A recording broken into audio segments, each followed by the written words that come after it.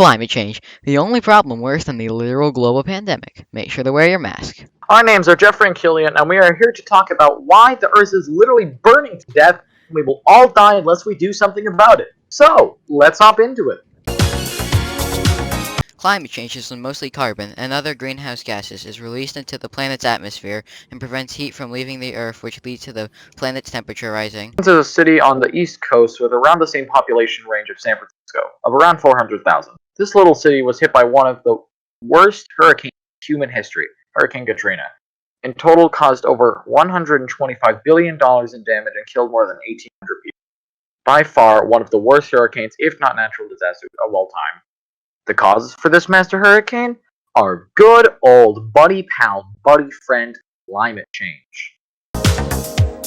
When hot air and cold air come together to form hurricanes, climate change makes this much worse by making the equator hotter and the poles colder, leading to massive hurricanes. Another example of how this climate change severely affects our ecosystem is rising sea temperatures. This can be shown by one of the most beautiful places on Earth, the Great Barrier Reef. This is one of the biggest and most complex ecosystems on Earth, and that's why it's being hit by rising sea temperatures hard. In 2015, the Center for Climate and Energy Solutions said warmer sea temperatures are also causing hurricanes to be more destructive and more wet, with 10 to 15% more participation from cyclones projected in a 2-degree increase in temperature scenario. Which also goes back to our point earlier with hurricanes doing billions in dollars and damage, killing thousands. Just imagine how these bigger hurricanes could hurt the US East Coast. Back to the Great Barrier Reef. Recently, there has been huge amounts of coral bleaching and death of wildlife because of this rising ocean temperature. It's not just the Great Barrier Reef that is being hit by these huge increases in temperature. It also affects humans by killing off some fish that humans eat. The reason that our ocean temperature rises so much compared to our atmosphere is because water is great at storing heat, which means it's taking a lot of heat out from our atmosphere, which is sort of good for us because without it, we would all probably be dead by now, but horrible for the oceans and its many complex ecosystems. In conclusion, climate change can have disastrous consequences on our society and hundreds, if not thousands, of ecosystems. Unless we put a stop to it, things are going to get a lot worse. Like this.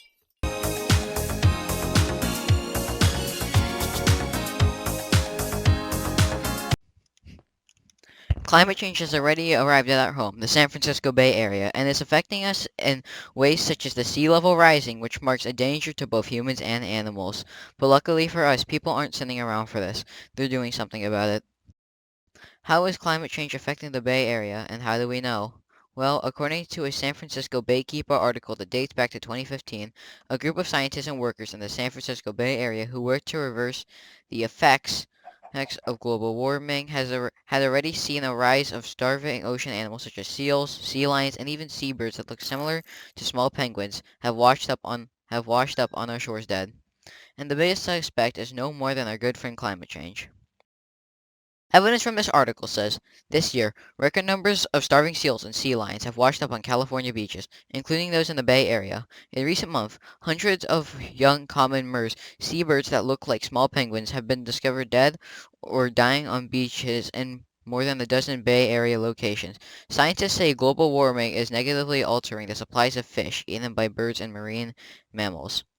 This evidence proves that climate change is affecting the Bay Area because it shows how climate change is putting the lives of animals, especially with oceanic habitats and foods, in danger because it is killing and altering the supply of marine life, particularly fish, negatively, which ends up in the predators like seals, and sea lions in the bay dying and ending up on our shores.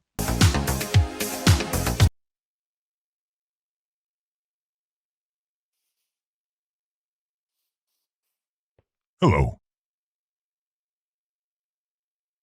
We all know that climate change is negatively affecting the environment.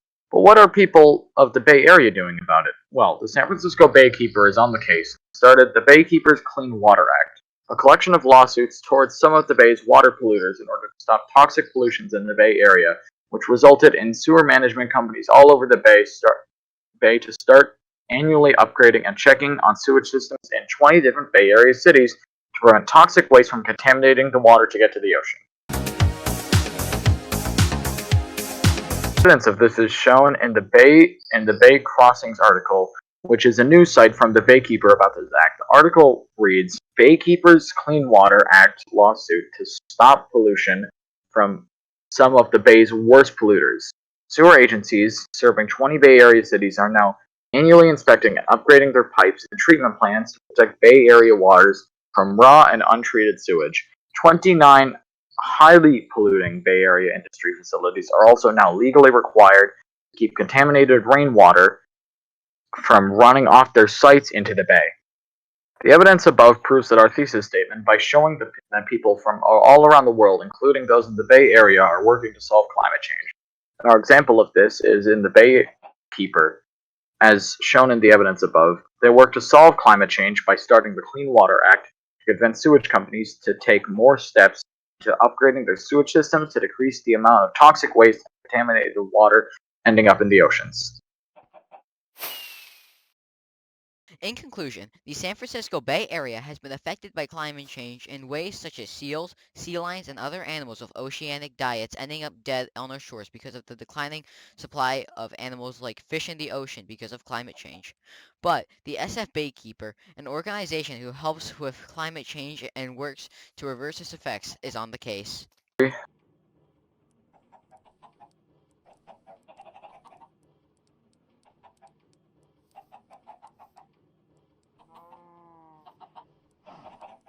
The Paris Agreement is a multi-country pact signed by 189 countries across the world to solve climate change.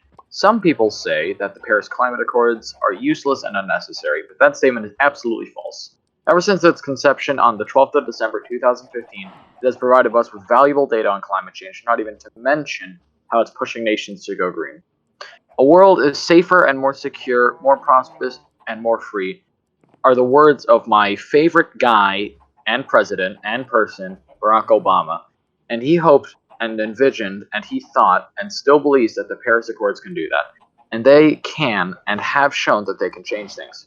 Over the years, it's unknown how much the Paris Accords have done to slow down climate change, but at least they have given us valuable data and encouraged nations and people to go green.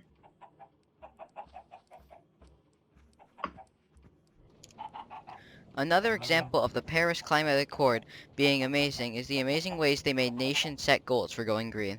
In the 2015 conference, lots of nations set amazing goals for climate change, including China and the US, the two largest carbon and other greenhouse gas emissions. This is a big deal because the US and China hugely influence how the world operates, and if they went renewable, the world would quickly follow suit. The problem is that the U.S. was taken out of the Paris Agreement when the Trump administration got the U.S. out of it after he was put in presidency. Another problem is enforcing nations to actually hit their carbon targets because the Paris Agreement does not actually have any power to enforce those arguments. Since the Paris Agreement is, well, an agreement, it can't really be enforced by the Paris Agreement, so countries are up to themselves to hit their goals, and it's not always in their best interest to actually reach those goals, leading to more change in the climate, because sometimes just sticking with their coal and gas power plants, for example, might be cheaper. In conclusion, the Paris Agreement has done wonders in the fight against climate change, but without any real power, it can't force change. But we can, and we need to support the world by lowering our carbon emissions and stopping climate change.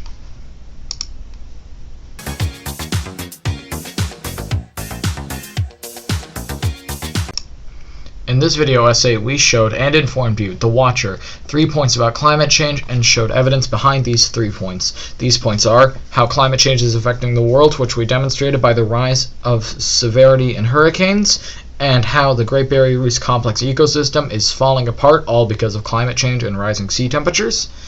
How climate change has affected the Bay Area and how the San Francisco Baykeeper has worked to help or resolve the issue. How the Paris Agreement, a worldwide multinational pact that, get this, was signed in Paris, and the countries involved have been working to reverse the global temperature from rising more. Now that you have learned, and maybe took away a few things about climate change, its effects, and what people are doing to stop it all over the world and in our own Bay Area, what do you think of climate change, and what would you do to stop it?